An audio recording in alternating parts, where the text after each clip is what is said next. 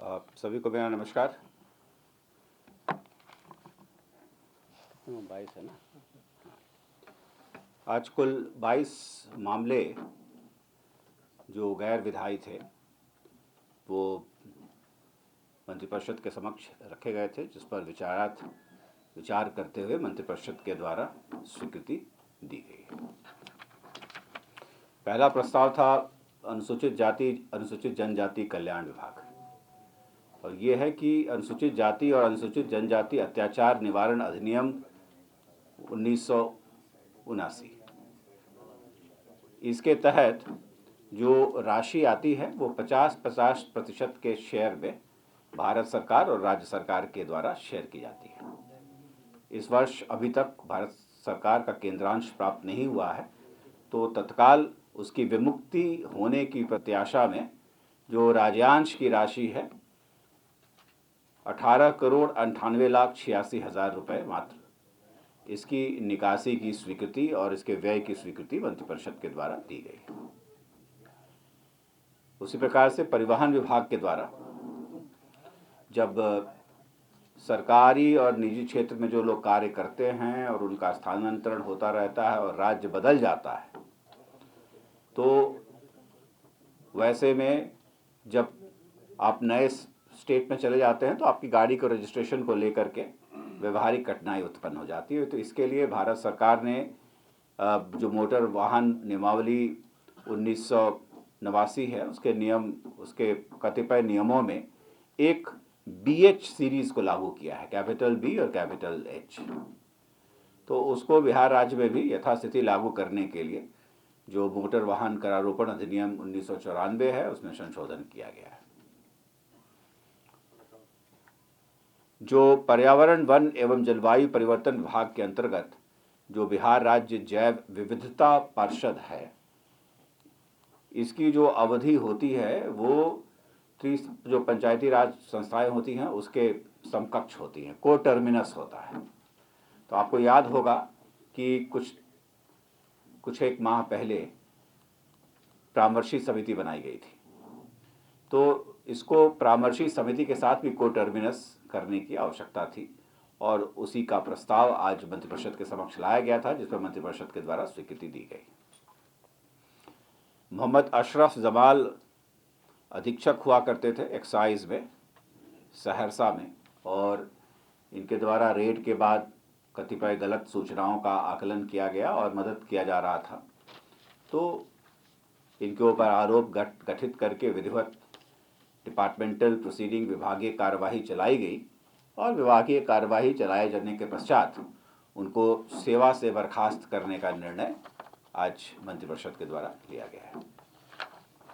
इसी प्रकार से आपको याद होगा कि कुछ दिनों पहले डीजल और पेट्रोल के वैट के दर में राज्य सरकार ने कमी की थी, तो वो मंत्रिपरिषद की प्रत्याशा में की गई थी, और आज मंत्रिपरिषद ने उसके ऊपर अपनी घटनोत्कृत स्वीकृति प्रदान की है। विज्ञान एवं प्रौद्योगिकी विभाग जो मुजफ्फरपुर इंस्टीट्यूट ऑफ टेक्नोलॉजी है, वहाँ पर B फार्मा की पढ़ाई होती है, और B फार्मा की पढ़ाई करने के लिए जो फार्मेसी काउंसिल ऑफ इंडिया है उसके द्वारा जो निर्धारित नॉर्म्स हैं, उस नॉर्म्स को फॉलो करने के लिए 20 पदों का सृजन वहाँ पर किया गया है। उस 20 पदों में से 12 शैक्षणिक पद हैं, प्राध्यापक के 4, सह प्राध्यापक के 3 और सहायक प्राध्यापक के 5, और 8 गैर शैक्षणिक पद हैं, लैब टेक्नीशियन के 5 और तकनीकी सहायक के 3। तो कुल 20 पदों का सृजन के प्रस्ताव पर मंत्रिपरिषद ने अपनी मुहर लगाई है। इसी प्रकार से अभी Bihar state technical university, Bihar अभियंत्रण विश्वविद्यालय का गठन किया गया है, और इस विश्वविद्यालय के गठनोपरांत उसके संचालन हेतु कुल 32 पदों के सृजन के प्रस्ताव पर आज मंत्रिपरिषद ने अपनी मुहर लगाई है।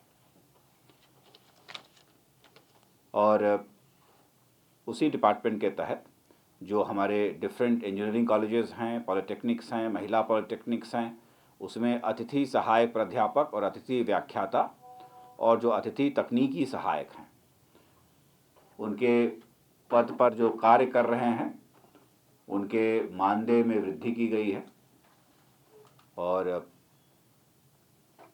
मानदेय अब व्याख्याता का और अतिथि सहायक प्राध्यापक का 50,000 है और अतिथि तकनीकी सहायक और कर्मशाला अनुदेशक का 25,000 रुपये महीना है।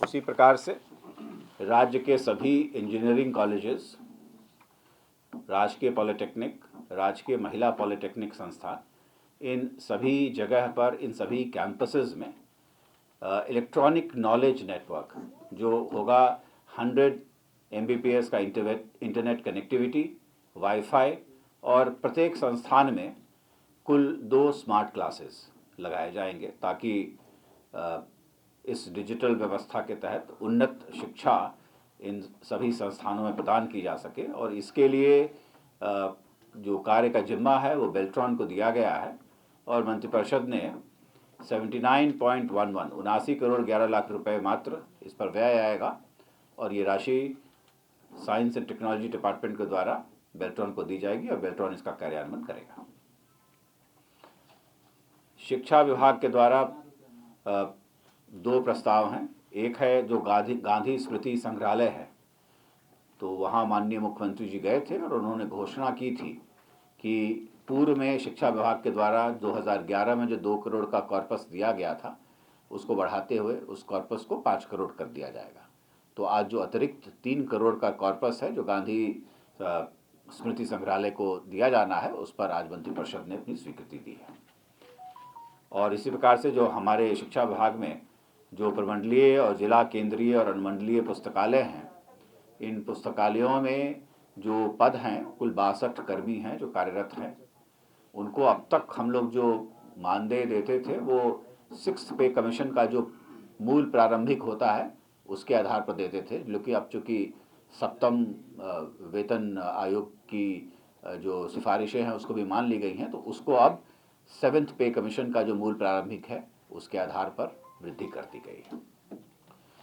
खाद्य एवं उपभोक्ता संरक्षण विभाग के द्वारा 2 MOU साइन किए जाएंगे। पहला होगा विकेंद्रीकृत अधिप्राप्ति व्यवस्था के तहत जो रबी का है 20-21 का विपणन मौसम, तो उसके लिए जो न्यूनतम समर्थन मूल्य पर गेहूं की अधिप्राप्ति की जाएगी उसके लिए राज्य सरकार और भारत सरकार के द्वारा एक MOU प्रारूप दिया गया था, उस पर हस्ताक्षर करने की आज सहमति मंत्रिपरिषद के द्वारा दी गई है। और इसी प्रकार से वर्ष 19-20 और उसके पश्चात जो डिसेंट्रलाइज्ड प्रोक्योरमेंट की व्यवस्था है खरीफ के लिए, उसके लिए भी जो MOU है उस पर भी हस्ताक्षर करने की सहमति आज मंत्रिपरिषद ने दी है।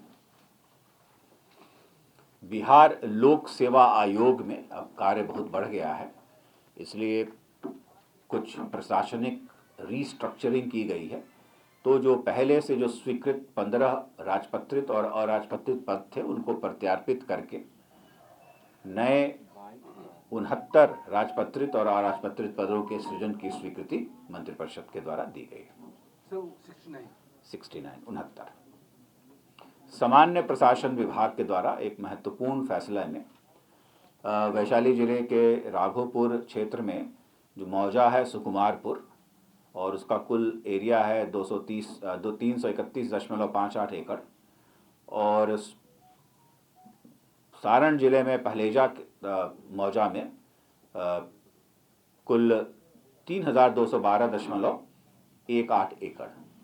तो ये जो दोनों एरिया है, ये जो सारण में था और वैशाली में था, ये पटना जिला से सटा हुआ है, इसलिए प्रशासनिक दृष्टिकोण से उतने हिस्से को अब पटना जिले के नियंत्रणाधीन हस्तांतरित करने का जो प्रस्ताव था उस पर मंत्रिपरिषद के द्वारा स्वीकृति दी गई है।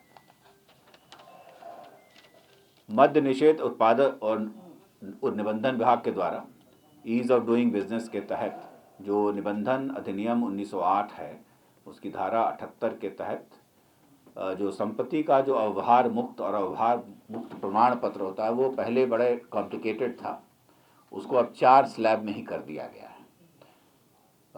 10,000 तक, 10 साल तक, 10 से 20, 20 से 30 और फिर 30 वर्षों से ज़्यादा, तो अब रेट्स तय कर दिए गए हैं, तो आप खुद भी कैलकुलेट कर सकते हैं कि ये राशि कुल कितनी होगी।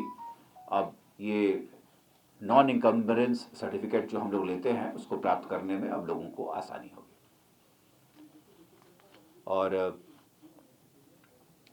राजकीय अभियंत्रण महाविद्यालय, राजकीय पॉलिटेक्निक और महिला पॉलिटेक्निक में उनके जो आशुलिपिक जो नियुक्त किए जाते हैं उनके लिए विज्ञान एवं प्रौद्योगिकी क्षेत्रीय आशुलिपिक संवर्ग नियमावली 2021 पर आज मंत्रिपरिषद ने अपनी स्वीकृति दी है।